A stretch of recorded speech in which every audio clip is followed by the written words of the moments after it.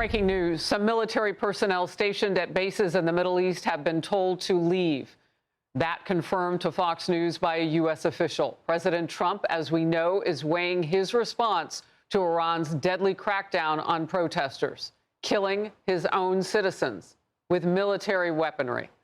A new bombshell report revealing the staggering scope of the violence. It says Iran has murdered between 12,000 and 20,000 people since the beginning of the citizen revolt about 2 weeks ago. An official count from a U.S.-based human rights group puts the count closer to 2,600, but still staggering. That's a big gap. That's why you need that news from on the ground. I'm Harris Faulkner. You are in the Faulkner Focus. The Islamic regime of Iran has also cut off public internet access. They did that days ago. And it's trying to stop the world from seeing in now the gruesome human rights crimes. But it's also keeping people from crying for help to people around the world.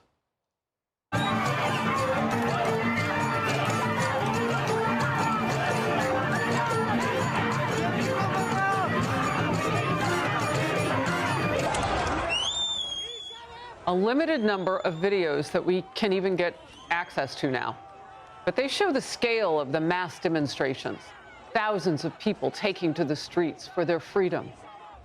Elon Musk's Starlink, always in play, it seems. This time, reportedly stepping in to help free internet access for protesters. Iranian authorities are reportedly hunting down those using that free service. And President Trump has weighed in with a powerful post. Take a look. Iranian patriots keep protesting. Take over your institutions. Save the names of the killers and abusers. They will pay a big price. I have canceled all meetings with Iranian officials until the senseless killing of protesters stops. Help is on its way. He also laid out a red line in an interview that aired last night. When they start killing thousands of people, and now you're telling me about hanging, we'll see how that works out for them. It's not going to work out good. We will take very strong action. If they do such a thing, we will take very strong action. So all eyes now focused on this region, of course. We await President Trump's decision on next steps. When he says help is on its way, what is that? And what are the steps against Iran's mullahs? Chief Foreign Correspondent Trey Yingst on the story from Tel Aviv. Trey. Harris, good morning. Human rights organizations say more than 25 people have been confirmed killed in Iran over the past 2 weeks amid a brutal government crackdown. We know that smaller demonstrations are still unfolding, the government trying to rein those in, and there are renewed calls from protesters for international support. Fox News spoke with a student demonstrator who just left Iran on a commercial flight. We've blurred his face and altered his voice to protect his identity. And I would say that the Iranian peoples are deeply hoping for the President Trump's administration to intervene, whether it's through cybersecurity attacks or whether it's through a military operation. So people are waiting for the promised help of President Trump. I mean, that was a goal from the beginning of the protest, right? That protester telling Fox News he was shot at. These stories of brutality are not unique. And today there are concerns that Iran will begin to execute some of the demonstrators who were arrested over the past 2 weeks. Overnight, President Trump warned of a very strong action against the Iranian regime if executions take place. The entire region bracing for such action that could lead to a military escalation. We know that any escalation of the sort that you described would have catastrophic results in the region and beyond, and therefore we want to avoid that as much as possible. The talks continue, our calls continue. There are growing signs of possible military action in the region. Reports indicate that the Al Udeid base in Qatar has evacuated non-essential personnel. Harris. All right, and the calls from the administration, of course, for certain military personnel around the Middle East to leave that area. We don't have any indications from what you're learning yet what that tells us. No, we don't. I've reached out to a number of American officials, and it appears at this point this is a precaution to ensure that U.S. forces are not unnecessarily in harm's way. But remember, there are a number of bases across the region, and the Iranians have threatened to target those bases if a military conflict develops. Trey, thank you very much. In focus now, Brett Velicovich, former Army Special Operations Intel analyst, drone expert, and Fox News contributor. Brett, I'm glad you're with me now. So that last question that I asked about speaks to the issue that we've had so many of our military personnel targeted just in the last few years. The number ticked up quite a bit. And so I want to first speak to that issue because they are our tip of the spear in that region.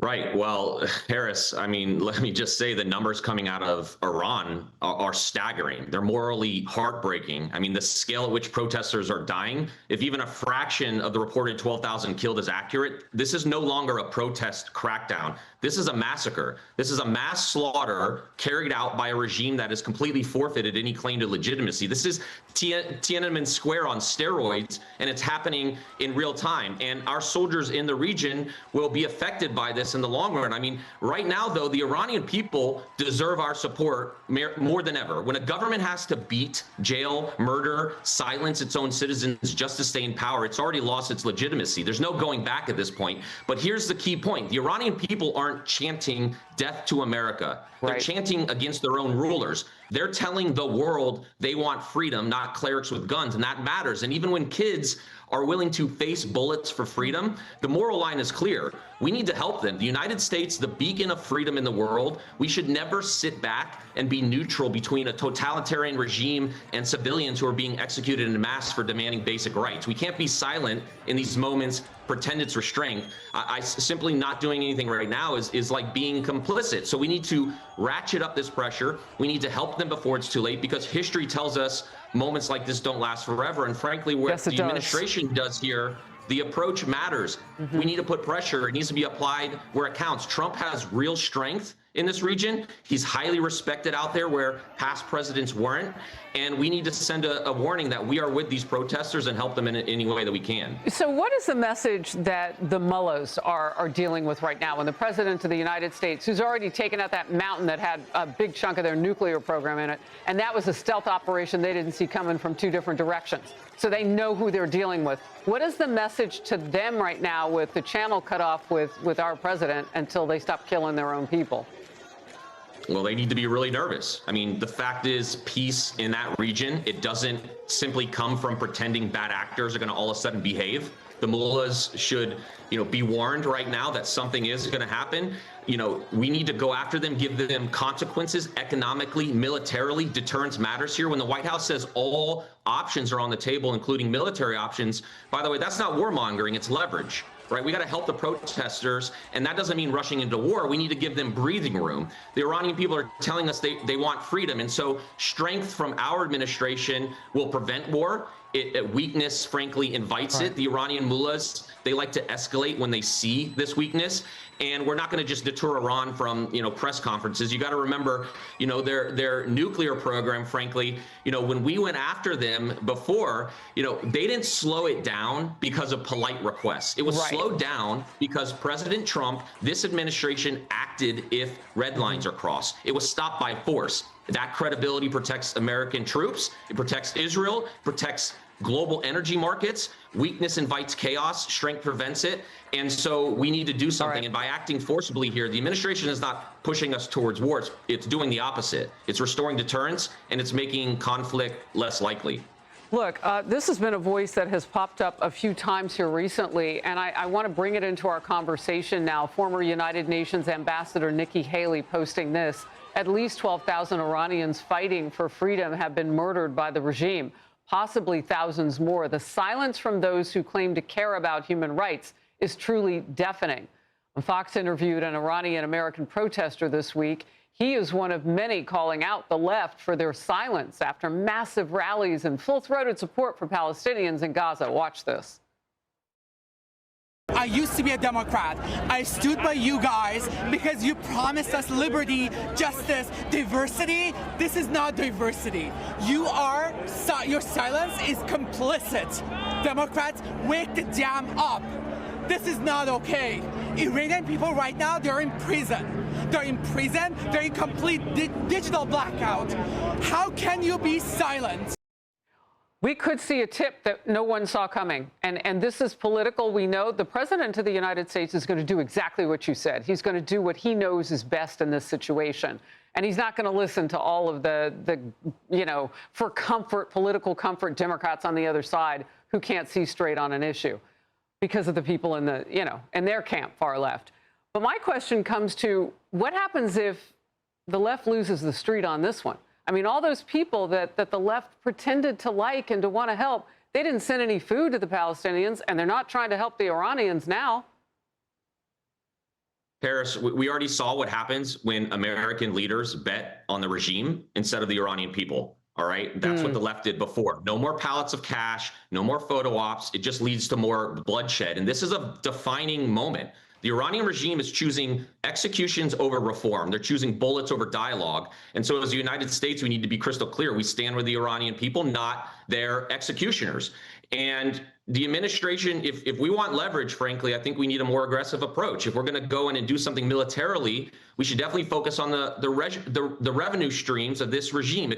We could focus on striking IRGC-controlled offshore export infrastructure, for instance. The regime survives off of this offshore oil cash flow. You disrupt that and everything changes. That's real deterrence. That's what helps the Iranian people. And that's what stops the mullahs and gets their money to dry up. Real quickly, you mentioned oil, Venezuela in play here.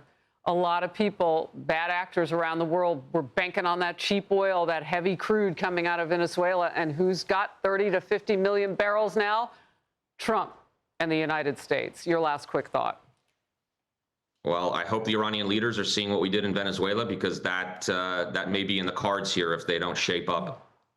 Wow, that would be a big operation, a big movement.